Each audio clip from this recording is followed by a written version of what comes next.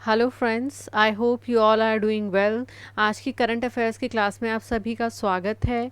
I hope आप जो videos upload किए गए हैं उनको ध्यान से देख रहे होंगे और बहुत अच्छे से अपने एग्ज़ाम की प्रिपरेशन कर रहे हैं। तो आज की करंट अफेयर्स की क्लास में जिस टॉपिक के ऊपर हम डिस्कशन करने वाले हैं वो बहुत ही इंटरेस्टिंग टॉपिक है और इन दिनों न्यूज़ में काफ़ी चर्चा में है। जैसा कि आप सब जानते हैं, इन दिनों राजस्थान में जो सियासी हलचल मची हुई है और उससे रिलेटेड हम यहाँ पर एक टॉपिक डिस्कस करने वाले हैं। आप सभी जानते हैं कि इन दिनों सचिन पायलट खेमे के जो 19 विधायक हैं उनको नोटिस जारी किया गया है। तो उनको नोटिस जारी किया गया है एंटी डिफेक्शन लॉ के तहत, दल बदल कानून के तहत। तो आज हम देखेंगे कि दल बदल कानून क्या है। तो आइए शुरू करते हैं आज की क्लास को।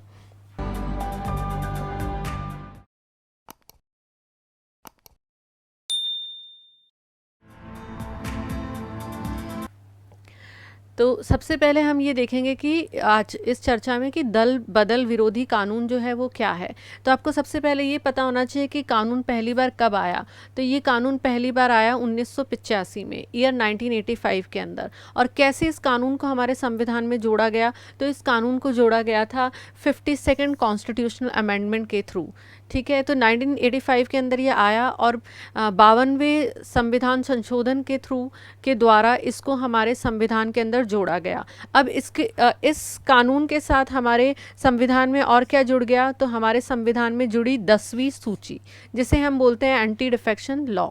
ठीक है, तो ये बहुत इंपॉर्टेंट फैक्ट है जो हमें पता होना चाहिए दल बदल कानून के बारे में कि ये कब हमारे संविधान के अंदर जोड़ा गया था और किस संशोधन के थ्रू जोड़ा गया था। अब इसको क्यों जोड़ा गया था, तो इस कानून को का मुख्य उद्देश्य जो है वो भारतीय राजनीति में दल बदल की कुप्रथा को समाप्त करना था। 1970s के टाइम में जो इंडियन पॉलिटिक्स है उसके अंदर बहुत ज़्यादा डिफेक्शन के केसेस देखे जा रहे थे। जो मेंबर्स हैं, निर्वाचित जो सदस्य हैं, वो बार बार अपनी पार्टियां बदल रहे थे। तो उसको रोकने के लिए, इस कल्चर को उस समय रोकने के लिए इस कानून को लाया गया था। अब हम आगे और देखते हैं इसके बारे में कुछ इंपॉर्टेंट इन्फॉर्मेशन। अब ये जो दल बदल विरोधी कानून है, इसके मुख्य प्रावधान क्या हैं, इस पर डायरेक्ट क्वेश्चन आ सकता है, मेंस में भी आ सकता है, प्री में भी आ सकता है। तो ये बहुत इंपॉर्टेंट है, तो आप ध्यान से समझिएगा।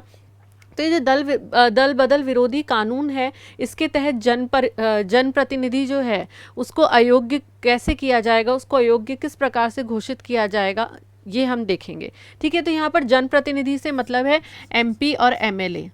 यहाँ पर हम जो सरपंच होते हैं और जो लोकल बॉडीज़ के अंदर जो जनप्रतिनिधि होते हैं उनके बारे में हम बात नहीं कर रहे हैं। यहाँ पर जनप्रतिनिधि से मतलब है एमपी, मेंबर ऑफ पार्लियामेंट और मेंबर ऑफ लेजिस्लेटिव असेंबली। पहला जो क्राइटेरिया है वो क्या है, देखिए, निर्वाचित सदस्य स्वेच्छा से किसी राजनीतिक दल की सदस्यता अगर छोड़ दे। कोई भी इलेक्टेड मेंबर है, अगर वो अपनी इच्छा से अपनी पॉलिटिकल पार्टी की मेंबरशिप को छोड़ देता है निर्वाचन के बाद, तो ऐसी स्थिति के अंदर क्या होगा, वो जो है वो अयोग्य घोषित किया जा सकेगा इस कानून के अकॉर्डिंग। फिर दूसरा इसमें क्या प्रावधान है, कोई भी निर्दलीय निर्वाचित सदस्य किसी राजनीतिक दल में शामिल हो जाता है, तो कोई भी मेंबर जिसने अपना इलेक्शन कंटेस्ट किया है, जिसने चुनाव लड़ा है निर्दलीय सीट पर, और निर्दलीय सीट पर चुनाव लड़ने के बाद, जीतने के बाद वो आगे किसी पार्टी के अंदर अगर मिल जाता है, किसी पार्टी में शामिल हो जाता है, तो उसको भी क्या किया जाएगा, उसको भी अयोग्य घोषित किया जा सकता है। फिर तीसरा प्रावधान यहाँ पर क्या है, किसी सदस्य द्वारा सदन में पार्टी के पक्ष के विपरीत वोट किया जाता है। यानी पार्टी ने व्हिप जारी कर रखी है, पार्टी ने निर्देश दे रखे हैं कि सदन में वोट जो है वो किस पक्ष में किया जाना चाहिए, लेकिन अगर कोई सदस्य है वो पार्टी के मत से सहमत नहीं है और वो पार्टी के जो सुझाव हैं उनसे विपरीत मत दे देता है, तो इस क्राइटेरिया पे, इस बेसिस पर भी उसको अयोग्य घोषित किया जा सकता है। बहुत ही सिंपल है ये। फिर चौथा जो इसमें प्रावधान है वो क्या है, कोई सदस्य स्वयं को वोटिंग से अलग रखता है। मतलब किसी इम्पॉर्टेंट मुद्दे के ऊपर वोटिंग होनी है हाउस के अंदर, और सदन के उस वोटिंग से जो मेंबर है वो जानबूझ करके अपने आप को अलग रखता है और यहाँ पर भी अपनी पार्टी के निर्देशों का पालन नहीं कर रहा है, तो ऐसी स्थिति में उसको अयोग्य घोषित किया जा सकता है।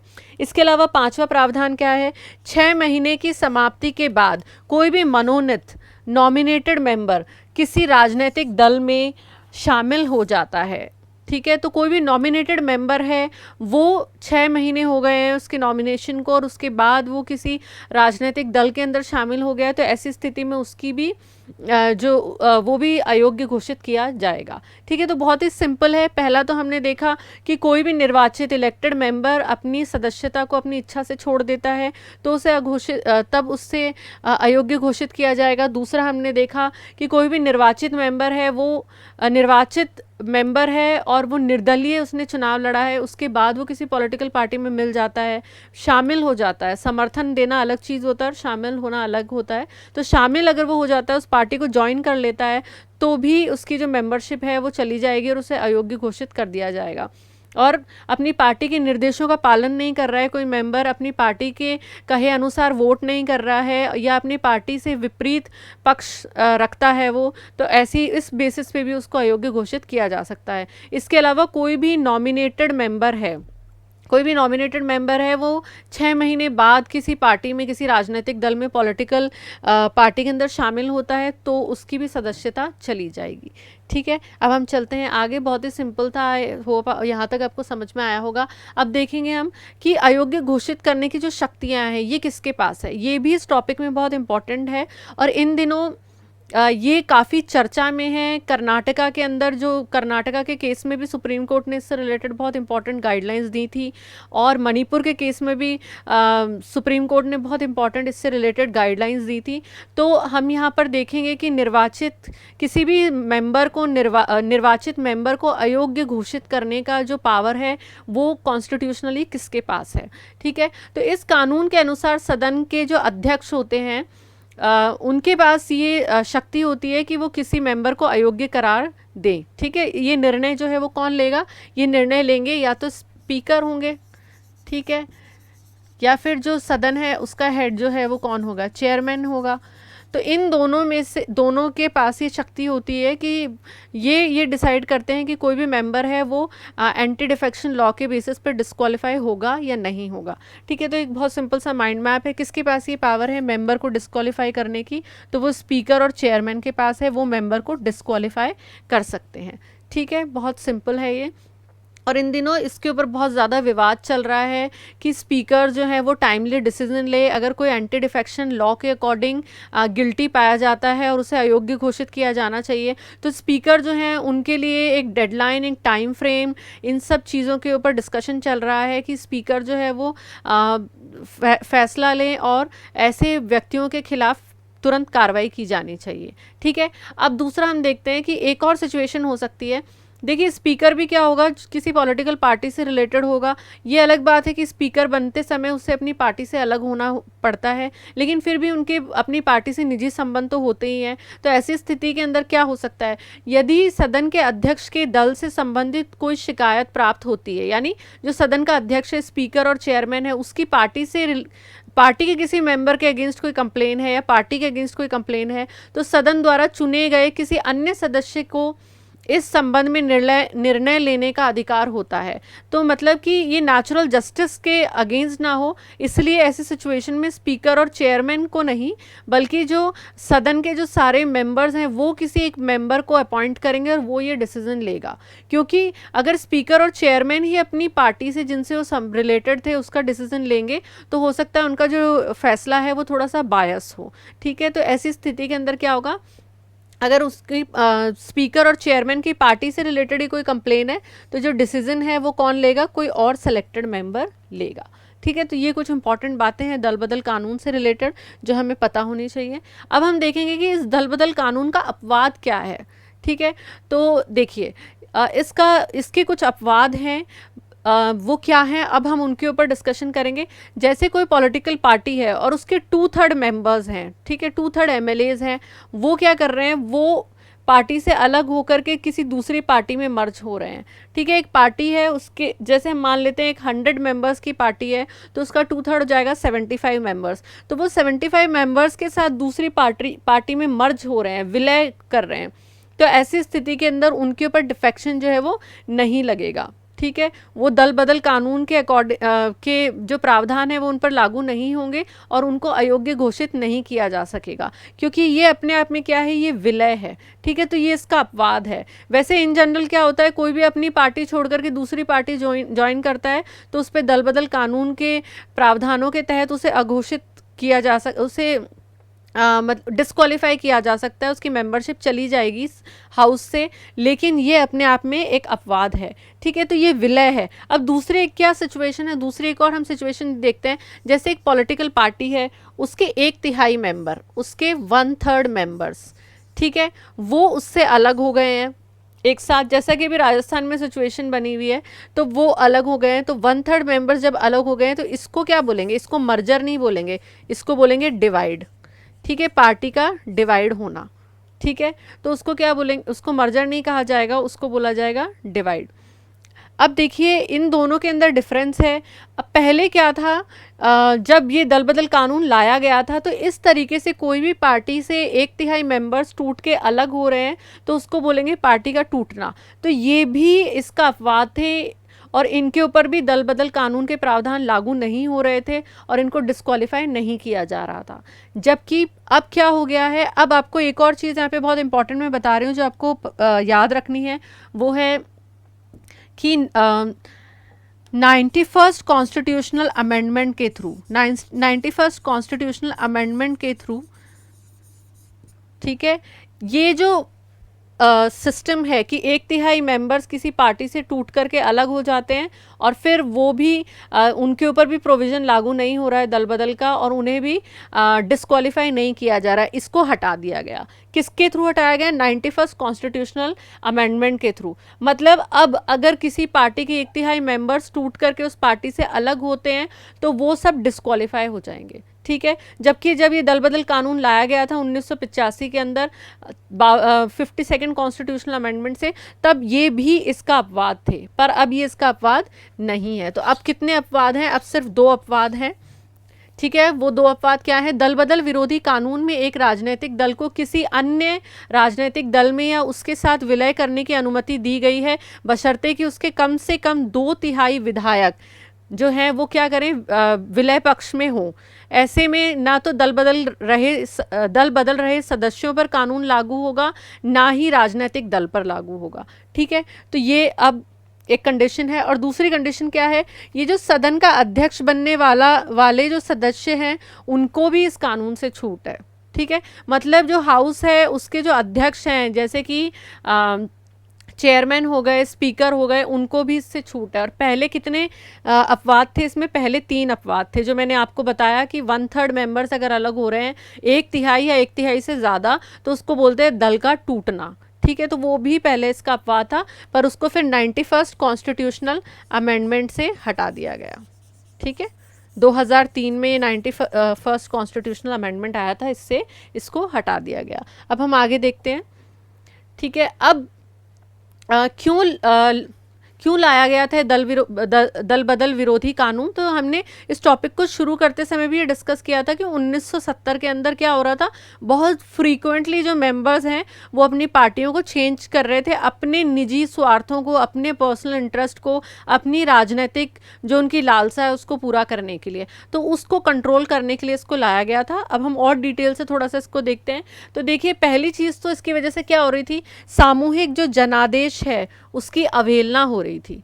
ठीक है, उसकी अनदेखी हो रही थी। जैसे कि हम एक फॉर एग्जांपल इस कंडीशन को समझने के लिए हम एक एग्जांपल लेते हैं कि सपोज अभी इलेक्शन हो रहे हैं और हम बीजेपी या कांग्रेस किसी भी आइडियोलॉजी को सपोर्ट करते हैं, तो हमारी कॉन्स्टिट्यूएंसी में जो उसका मेंबर है उस पार्टी के चलते हम उसको वोट दे रहे हैं, या उस पार्टी के जो मैनिफेस्टो है, उसके जो एजेंडाज हैं, उसके बेसिस पे हम उस पर्सन को वोट दे रहे हैं। अब सपोज हमने कांग्रेस पार्टी को वोट दिया और इलेक्शन होने के बाद वो जो मेंबर है, इलेक्टेड मेंबर है, उसने अपनी पार्टी बदल दी और वो बीजेपी में चला गया। तो ये क्या हो रहा है, ये एक तरीके से जनादेश की अनदेखी हो रही थी।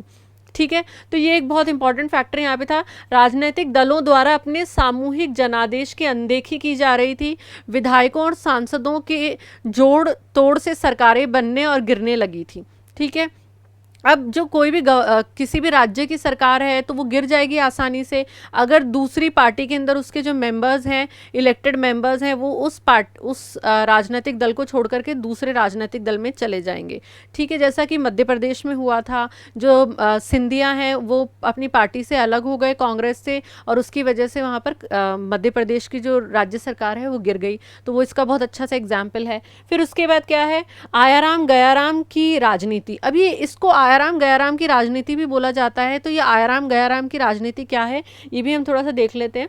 तो जैसा मैंने आपको बताया था, 1960 से 70 के दशक में आयाराम गयाराम की राजनीति देश में काफ़ी प्रचलित हो चली थी। अब ये राजनीति क्या थी, अक्टूबर 1967 को हरियाणा के एक विधायक थे जिनका नाम क्या था, जिनका नाम था गयालाल, उनका नाम ही गयालाल था। तो उन्होंने क्या किया, 15 दिनों के भीतर 3 बार दल बदल किया। ठीक है, मतलब 15 डेज के अंदर उन्होंने 3 बार पार्टियां बदल ली। तो उसकी वजह से ये जो मुद्दा है ये राजनीतिक मुख्य धारा में लाया गया। ठीक है, तब इसके ऊपर ये बहुत ज़्यादा इम्फेसिस किया गया कि ये क्या हो रहा है, किस तरीके से जो इलेक्टेड मेंबर्स हैं वो जनादेश की अनदेखी कर रहे हैं और अपने स्वार्थों को, अपनी राजनीतिक उनकी जो इच्छाएं हैं उनको पूरा करने के लिए किस तरीके से पार्टीज़ को बदल रहे हैं। तो ये बहुत इम्पॉर्टेंट फैक्टर्स हैं जो जिसकी वजह से इस कानून को लाया गया। ठीक है, अब हम आगे चलते हैं और देखते हैं इसके बारे में। अब ये जो मौजूदा समय में जो ये कानून है इसकी क्या प्रासंगिकता है उसको भी हम देखेंगे। अगर हमसे ये क्वेश्चन पूछा जाता है कि इसका एंटी डिफेक्शन लॉ का क्या रिलेवेंस है, तो हम इस क्वेश्चन को किस तरीके से आंसर करेंगे, अब हम वो देखते हैं। तो देखिए यहाँ पर 4 इम्पॉर्टेंट बातें हैं कि एक तो ये जो दल बदल कानून है, ये विकास जो दल बदल कानून है ये जो सदस्य हैं उनको बार बार पार्टी चेंज करने से रोक रहा है, दल को बदलने से रोक रहा है। तो उससे क्या बेनिफिट हो रहा है, तो एक तो ये विकास, डेवलपमेंट को इंश्योर करेगा। फिर ये राजनीतिक स्थिरता लेकर के आएगा, और उसके बाद कल्याणकारी जो योजनाएं हैं उनके ऊपर ध्यान केंद्रित करने में मदद करेगा और व्यय को नियंत्रित करेगा। अब ये चारों चीज़ें कैसे होगी वो हम देखते हैं। देखिए, दल बदल विरोधी कानून ने राजनीतिक दल के सदस्यों को दल बदलने से रोककर सरकार को स्थिरता प्रदान करने में एक महत्वपूर्ण भूमिका अदा करी है। ठीक है, तो वो राजनीतिक स्थिरता इस तरीके से ये कानून इंश्योर कर रहा है कि ये क्या कर रहे हैं मेंबर्स, ये जो डिफेक्शन लॉ है, क्योंकि मेंबर्स की जो मेंबरशिप है, मेंबर्स की जो सदस्यता है हाउस से वो ख़त्म हो जाएगी, तो इस डर से कम वो अपनी पार्टी को बार बार चेंज नहीं करेंगे। तो ये जो लॉ है ये एक तरीके से राजनीतिक स्थिरता लाने में बहुत ही हेल्पफुल है। उसके अलावा इसका क्या इंपॉर्टेंस है, 1985 से पूर्व कई बार ये देखा गया है कि राजनेता अपने लाभ के लिए सत्ताधारी दल को छोड़कर किसी अन्य दल में शामिल होकर सरकार बना लेते हैं, जिसके कारण जल्द ही सरकार गिरने की संभावना बनी रहती है। अभी इसका बहुत अच्छा एग्जाम्पल इन कुछ महीनों में हमने देखा है, कर्नाटका है, मध्य प्रदेश है और मणिपुर है। तो यहाँ की सरकारें जो हैं वो आपने देखा किस तरीके से गिर गई या गिराई गई। तो ये इसकी वजह से क्या होता है कि अस्थिरता बनी रहती है और जो गवर्नमेंट है स्टेट के अंदर वो गिर जाती है। तो उसको रोकने में ये जो डिफेक्शन लॉज हैं, एंटी डिफेक्शन लॉज हैं, ये बहुत ही हेल्पफुल है। ऐसी स्थिति में सबसे अधिक प्रभाव आम लोगों हेतु बनाई जा रही कल्याणकारी योजनाओं पे पड़ता है। ठीक है, तो इसका सबसे ज़्यादा इम्पैक्ट, अगर किसी स्टेट की गवर्नमेंट जो है वो गिर जाएगी तो इसका सबसे ज़्यादा इम्पैक्ट किसके ऊपर पड़ेगा, जो आम लोगों की विकास के लिए जो कल्याणकारी जो वेलफेयर स्कीम्स बनाई गई हैं वो एग्जीक्यूट नहीं हो पाएंगी। क्योंकि कोई भी राज्य के अंदर सरकार 5 साल चलनी है, अगर उसके पहले दल बदल की वजह से वो सरकार गिर जाती है तो ऐसी स्थिति में जो उस 5 साल के अंदर जो स्कीम्स हैं, वेलफेयर स्कीम्स, उनका इम्प्लीमेंटेशन होना था, उन पे सब पे क्वेश्चन मार्क लग जाता है। अभी आप हाल ही के दिनों में देखिए कि जैसे अभी जो हमारे राजस्थान में स्थिति बनी हुई है कि अशोक गहलोत जी जो हैं वो अपनी सरकार को बचाए रखने के लिए उन्हें अपने जो एमएलएज हैं उनको रिजॉर्ट में रखना पड़ रहा है, जिसे हम रिजॉर्ट पॉलिटिक्स भी बोलते हैं, तो रिजॉर्ट में रखना पड़ रहा है। तो अभी जो कोरोना संकट है, अगर ये ऐसी स्थिति नहीं होती तो शायद वो सारे मिलकर के इस कोरोना संकट से लड़ने के लिए किस तरीके से नीतियों को बनाया जाना चाहिए और उनका क्रियान्वयन किया जाना चाहिए, उस पर उनका फोकस होता। ठीक है। तो ये इससे भी आप समझ सकते हैं कि किस तरीके से इससे कल्याणकारी जो योजनाएं हैं वो बाधित होती हैं। ठीक है। तो ये उस ऐसी स्थिति को में भी एक बहुत मददगार है, क्योंकि ये जो डिफेक्शन है उसको रोकता है, और उसको रोकने से क्या होगा, सरकारों में सरकार जो है वो स्थिर बनी रहेगी, लंबे समय तक काम करेगी, तो जितनी भी कल्याणकारी योजनाएं हैं उनका इम्प्लीमेंटेशन हो पाएगा। ठीक है। अब इसके अलावा क्या है, दल बदल विरोधी कानून ने सत्ताधारी राजनीतिक दलों को अपनी सत्ता को की स्थिरता के बजाय विकास संबंधी अन्य मुद्दों पर ध्यान केंद्रित करने के लिए भी प्रेरित किया है। जैसा कि अभी मैंने आपको बताया कि ये पॉलिटिकल स्टेबिलिटी को इंश्योर करता है, राजनीतिक स्थिरता को इंश्योर करता है। तो जब जो भी दल सत्ता में है उसे पता है कि उसकी जो पार्टी है वो स्टेबल है और वो सरकार चलती रहेगी 5 साल तक, तो ऐसी स्थिति में क्या होगा, वो अच्छे से डेवलपमेंट पे फोकस कर पाएंगे। ठीक है। तो आप ये जो अभी कोरोना के अंदर जो ये कंडीशन चल रही है राजस्थान गवर्नमेंट की, उससे भी इसको लिंक करके अच्छे से समझ सकते हैं कि जैसा भी मैंने आपको बताया कि कोरोना क्राइसिस से डील करने में उनका एफर्ट और उनका जो टाइम है वो लगना चाहिए, जो सरकार बचाने में उन्हें लगाना पड़ रहा है। ठीक है। अब इसके अलावा कानून के प्रावधानों ने धन या पद के कारण की जाने वाली अवसरवादी राजनीति पर रोक लगाने और अनियमित चुनाव के कारण होने वाले व्यय को भी नियंत्रित करने में मदद करी है।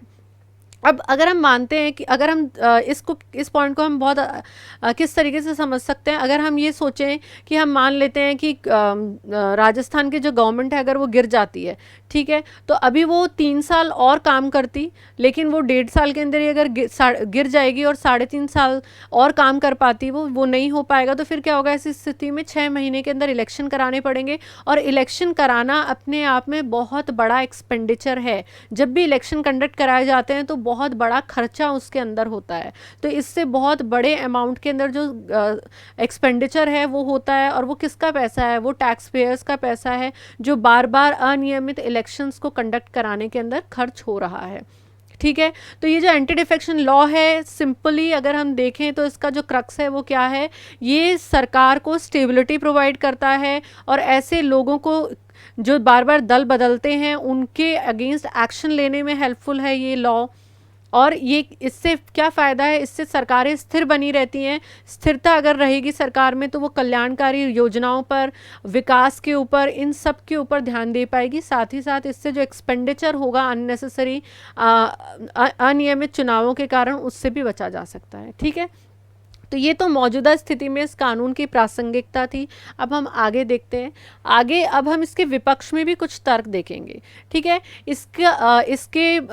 इसके प्रॉज एंड कॉन्स दोनों हमको मालूम होने चाहिए। अब हम इसके बारे में समझेंगे कि इसके अंदर कमियां क्या है।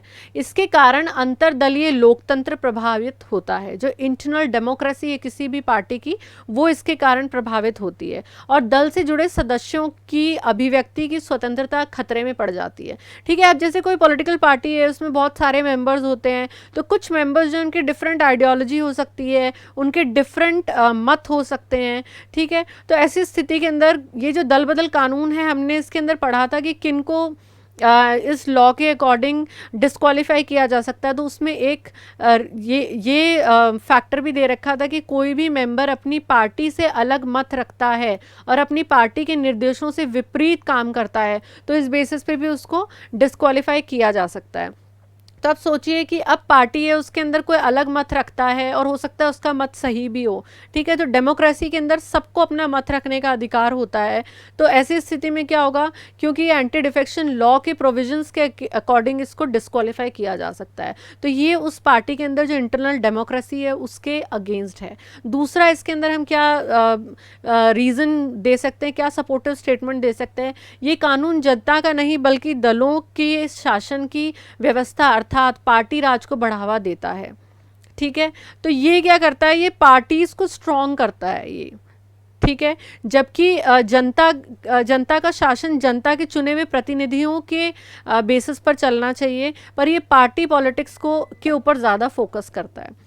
उसके अलावा एक और बहुत इंपॉर्टेंट बात यहाँ पर है कि कई विशेषज्ञ यह भी तर्क देते हैं कि दुनिया के कई परिपक्व लोकतंत्र में दल बदल विरोधी कानून जैसी कोई व्यवस्था नहीं है। उदाहरण के लिए इंग्लैंड है, ठीक है, ऑस्ट्रेलिया है, अमेरिका, इन देशों में यदि जनप्रतिनिधि अपने दल के विपरीत मत रखते हैं या पार्टी लाइन से अलग जाकर वोट करते हैं तो भी वह उसी पार्टी में बने रहते हैं। ठीक है, तो ये जितनी भी डेवलप्ड इकोनॉमीज़ हैं उनके अंदर देखा गया है कि वहाँ पर दल विरोधी कानून जैसे कोई प्रावधान नहीं है और सबके पास अपने विचारों को अभिव्यक्त करने की स्वतंत्रता है। और अभी आपने रिसेंटली देखा होगा जब अमेरिका में बहुत ज़्यादा कोरोना वायरस के केसेस आ रहे थे, एकदम बहुत स्पाइक्स देखने को मिल रहे थे कोरोना वायरस के, उस समय वहाँ के जो गवर्नर हैं वो खुले आम जैसे न्यूयॉर्क के जो गवर्नर हैं, अगर वो ट्रंप के दिए हुए सुझावों से सहमत नहीं है तो वो उसके अगेंस्ट भी बोल रहे थे। ठीक है, तो ये एक तरीके से इंटरनल डेमोक्रेसी जो है पार्टी के, उसके अगेंस्ट है। ठीक है, अब हम चलते हैं आगे और अब हम देखेंगे क्वेश्चन। ठीक है, तो चीन ने पृथ्वी के अध्ययन के लिए निम्न में से कितने नए सैटेलाइट्स लॉन्च किए हैं? हाल ही में चीन ने पृथ्वी के अध्ययन के लिए कुछ सैटेलाइट्स लॉन्च किए हैं, तो आपको बताना है कि कितने सैटेलाइट्स लॉन्च किए हैं एक साथ अभी चाइना ने लॉन्च किए हैं। तो इसका करेक्ट आंसर है 4। ठीक है, तो चाइना ने 4 सैटेलाइट्स लॉन्च किए हैं और ये अर्थ के बारे में स्टडी करेंगे डिटेल में, उसके वेदर के बारे में, जो क्लाइमेट के जो इवेंट्स हैं उनके बारे में स्टडी करेंगे। ये तो हाल ही में चाइना ने 4 सैटेलाइट जो हैं वो लॉन्च किए हैं। ठीक है, अब अगला क्वेश्चन है, फ्रांस से आए 5 रफाल विमानों को निम्न में से किस एयरबेस पर लैंडिंग कराई गई है? हमने कल की करंट की क्लास में रफाल के बारे में डिस्कस किया था, तो वहाँ मैंने ये मेंशन भी किया था कि ये जो रफाल है विमान है ये किस एयरबेस के ऊपर लाए गए हैं। तो ऑप्शन ए है हिंडन एयरबेस, ऑप्शन बी है पठानकोट एयरबेस, ऑप्शन सी है अंबाला एयरबेस और ऑप्शन डी है ग्वालियर एयरबेस। तो ये लाए गए हैं अंबाला एयरबेस के अंदर, वहाँ का गोल्डन स्क्वाड्रॉन है उसके अंदर इसको शामिल किया गया है। ठीक है, 29 जुलाई के दिन 5 रफाल विमान भारत आए हैं, जो पहला बैच है 36 रफाल विमान में से पहला बैच है जिसमें 5 विमान भारत आए हैं और वो कहाँ पर आए हैं? अंबाला एयरबेस में। अब हम देखते हैं आगे क्वेश्चन, भारतीय मूल कि निम्न में से किस लेखिका के उपन्यास बर्न्ट शुगर को प्रतिष्ठित अवार्ड बुकर हेतु शामिल किया गया है? तो ए ऑप्शन है अवनी दोषी, ऑप्शन बी है मन्नू भंडारी, ऑप्शन सी है रमणिका गुप्ता और ऑप्शन डी है उषा प्रियनवदा। तो इसका करेक्ट आंसर है अवनी दोषी। ये दुबई में रहती हैं और ये जो उपन्यास है ये मदर और डॉटर की स्टोरी पे बेस्ड है और इसके लिए उनको बुकर जो अवार्ड है उसके लिए नॉमिनेट किया गया है। अब हम चलते हैं आगे। अब देखिए नेक्स्ट क्वेश्चन जो है वो क्या है, कारगिल विजय दिवस निम्न में से किस दिन बनाया जाता है? ऑप्शन ए है 25 मई, ऑप्शन बी है 10 जून, ऑप्शन सी है 26 जुलाई, ऑप्शन डी है 15 मार्च। तो पूरे इंडिया के अंदर जो कारगिल दिवस है वो 26 जुलाई को बनाया जाता है। ईयर 1999 के अंदर 1999 में ये वॉर स्टार्ट हुआ था पाकिस्तान और इंडिया के बीच में, सबको पता है। ठीक है, पाकिस्तान और इंडिया के बीच में ये वॉर हुआ था और ये वॉर जो है ये 60 दिन तक चला था, 60 डेज तक ये वॉर चला था। ठीक है, और लास्ट में इंडिया इसमें जीता था। ठीक है, इंडिया इसको इसमें विक्ट्री मिली थी। तो ये 60 दिन तक चला था। 1999 के अंदर ये वॉर स्टार्ट हुआ था और 26 जुलाई को क्योंकि ये वॉर ख़त्म हुआ था तो हम इसे कारगिल दिवस के रूप में बनाते हैं। दूसरा स्टेटमेंट, राष्ट्रपति की संबंधित उच्च न्यायालय की शक्तियाँ प्राप्त नहीं है, उनसे संबंधित प्रावधानों को निलंबित नहीं कर सकते हैं। तो ये बात सही है, ये जो ऑप्शन है ये स्टेटमेंट जो है ये करेक्ट है। ठीक है, तो हम इसको करेक्ट मानेंगे, तो इसका आंसर हो गया केवल 2। ठीक है, अब हम चलते हैं नेक्स्ट क्वेश्चन के ऊपर। तो अगला क्वेश्चन ये है कि राष्ट्रपति शासन का प्रयोग पहली बार किस राज्य में किया गया था? तो राष्ट्रपति शासन का प्रयोग पहली बार किया गया था पेप्सू में। पेप्सू है पंजाब। ठीक है, तो पंजाब का पहले नाम था Patiala east Punjab state union और यहाँ पर पहली बार कब लगाया गया था? 1953 में। तो पंजाब में पहली बार राष्ट्रपति शासन लगाया गया था और सबसे लंबे समय के लिए, तो लॉन्गेस्ट पीरियड के लिए भी यहाँ पर राष्ट्रपति शासन लगाया गया था। ठीक है। तो यहाँ पर बहुत लंबे पीरियड के लिए 3 साल से भी ज़्यादा की अवधि के लिए राष्ट्रपति शासन लगाया गया था। और कैसे लगाया गया था? कॉन्स्टिट्यूशनल अमेंडमेंट के थ्रू, संविधान संशोधन के माध्यम से यहाँ पर राष्ट्रपति शासन को सबसे लंबे समय के लिए और पहली बार लगाया गया था। ठीक है। तो अब इससे रिलेटेड कुछ और फैक्ट्स भी हमें पता होने चाहिए।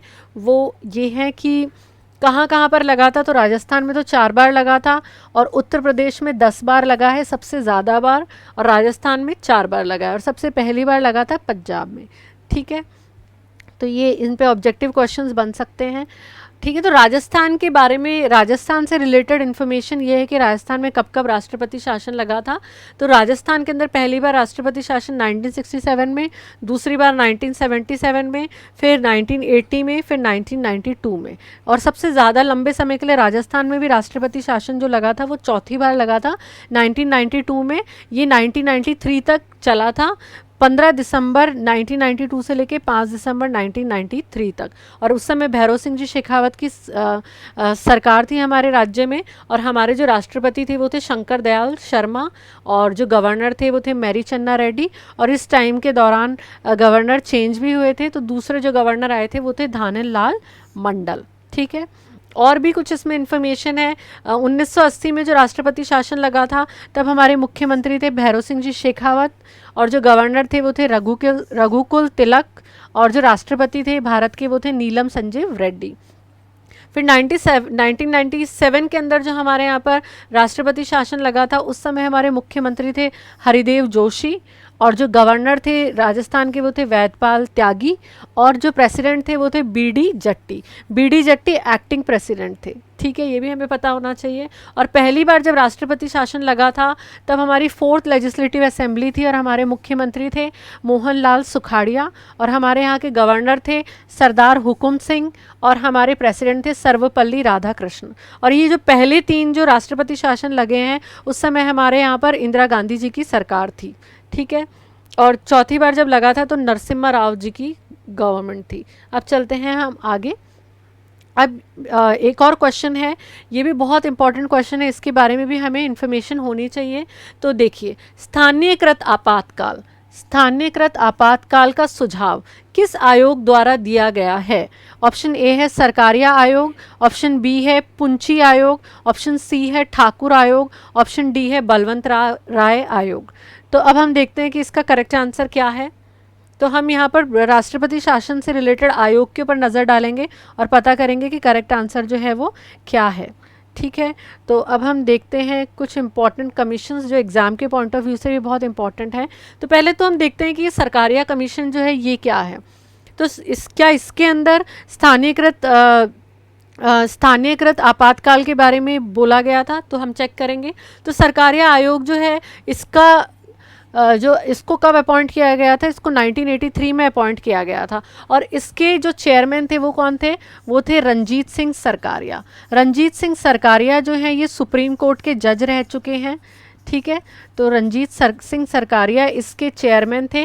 और ये जो आयोग था, ये जो कमीशन था, इसके क्या सिफारिशें थी वो भी हम देख लेते हैं। तो इसने कहा था कि अनुच्छेद 356 का जो प्रयोग है वो अंतिम उपाय के रूप में किया जाना चाहिए, लास्ट ऑप्शन की तरह, लास्ट ऑल्टरनेट की तरह इसको यूज़ किया जाना चाहिए। और क्या कहा था? राष्ट्रपति के उद्घोषणा में यह कारण शामिल होना चाहिए कि उन्हें क्यों लगता है कि राज्य सामान्य रूप से कार्य नहीं कर सकता है। राष्ट्रपति जब भी किसी राज्य के अंदर प्रेसिडेंट रूल को प्रोक्लेम करते हैं तो पहले वहाँ पर क्या होना चाहिए? वहाँ पर रेलेवेंट रीज़न होना चाहिए, एक प्रॉपर प्रूफ होना चाहिए कि राष्ट्रपति को क्यों लग रहा है कि वो राज्य सामान्य रूप से काम नहीं कर रहा है, जिसके बेसिस पर वो वहाँ पर प्रेसिडेंट रूल इम्पोज करने जा रहे हैं। ठीक है। तो दूसरी इसकी क्या इंपॉर्टेंट रिकमेंडेशन है?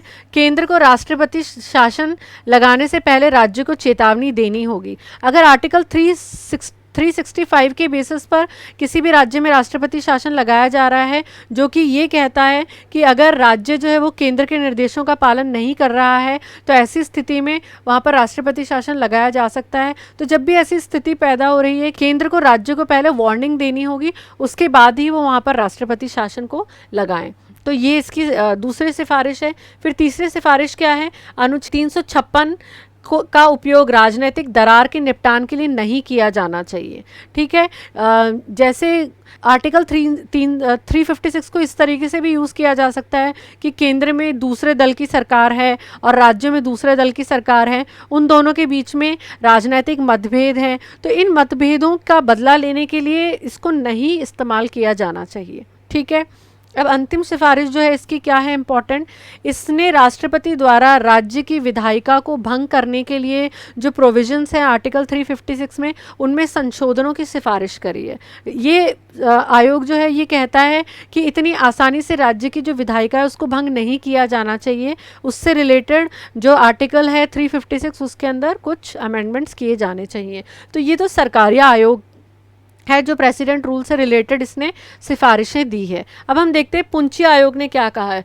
तो पुंची आयोग कहता है कि केंद्र को एक संक्षिप्त अवधि के लिए ही अपने अधिकार क्षेत्र के तहत केवल एक विशिष्ट परेशान क्षेत्र को लाने का प्रयास करना चाहिए, ना कि पूरे राज्य में राष्ट्रपति शासन को लगाया जाना चाहिए। तो इससे क्या मतलब निकलता है, तो ये कहता है, ये आयोग एक्चुअली कहता है कि स्थानीयकृत आपातकाल होना चाहिए। अगर किसी राज्य की स्थितियाँ बहुत ख़राब है, वहाँ पर दंगे हो रखे हैं या वहाँ का माहौल बहुत ख़राब है और वहाँ पे राष्ट्रपति शासन लगाए जाने जैसी स्थिति बन रही है, तो उस राज्य में भी जो प्रभावित क्षेत्र है, जो ऐसे कुछ ज़िले हैं जहाँ की स्थिति बहुत ख़राब है, खाली वहीं पर स्थानीयकृत लोकलाइज्ड इमरजेंसी लगाई जानी चाहिए, ना कि पूरे राज्य में इमरजेंसी लगा करके वहाँ की विधानसभा को भंग किया जाना चाहिए।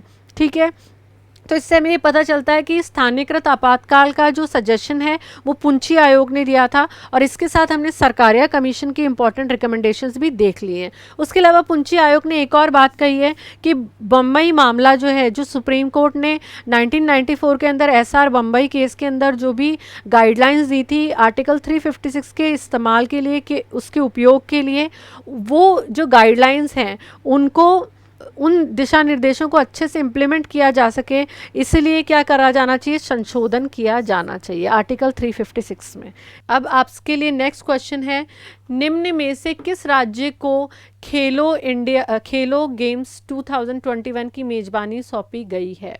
ठीक है, खेलो इंडिया गेम्स 2021 की मेज़बानी सौंपी गई है, किस स्टेट को सौंपी गई है। ए ऑप्शन है पंजाब, ऑप्शन बी है दिल्ली, ऑप्शन सी है कर्नाटका और ऑप्शन डी है हरियाणा। तो बताइए आप इसका आंसर क्या है। आप कमेंट बॉक्स के अंदर इसका आंसर बता सकते हैं, मैं आपको बता देती हूँ। वैसे इसका आंसर है हरियाणा। ठीक है, तो हरियाणा के राज्य को इसकी मेज़बानी सौंपी गई है, और जो टोक्यो में ओलंपिक्स होने वाले हैं उसके बाद खेलो इंडिया गेम्स स्टार्ट होंगे, और जो हरियाणा के मुख्यमंत्री हैं मनोहर लाल खट्टर, और जो हमारे केंद्रीय खेल मंत्री हैं किरण रिजिजू जी, उन दोनों ने मिलकर के ये घोषणा करी है कि इसकी मेज़बानी जो है वो हरियाणा करेगा। ठीक है, आई होप यहाँ तक आपको समझ में आया होगा। तो आज एक बहुत इंपॉर्टेंट मेजर टॉपिक जो हमने इस क्लास में डिस्कस किया है वो है एंटी डिफेक्शन लॉ के बारे में, क्योंकि ये इन दिनों बहुत ज़्यादा न्यूज़ में है, तो उससे रिलेटेड जो बेसिक जानकारी हमको होनी चाहिए वो हमने डिस्कस करी। उसके अलावा भी कुछ इंपॉर्टेंट क्वेश्चंस हमने देखे। तो आई होप ये क्लास आपको पसंद आई होगी, और अब हम मिलेंगे नेक्स्ट क्लास में और कुछ नए इंटरेस्टिंग टॉपिक्स पे हम डिस्कशन करेंगे। Thank you.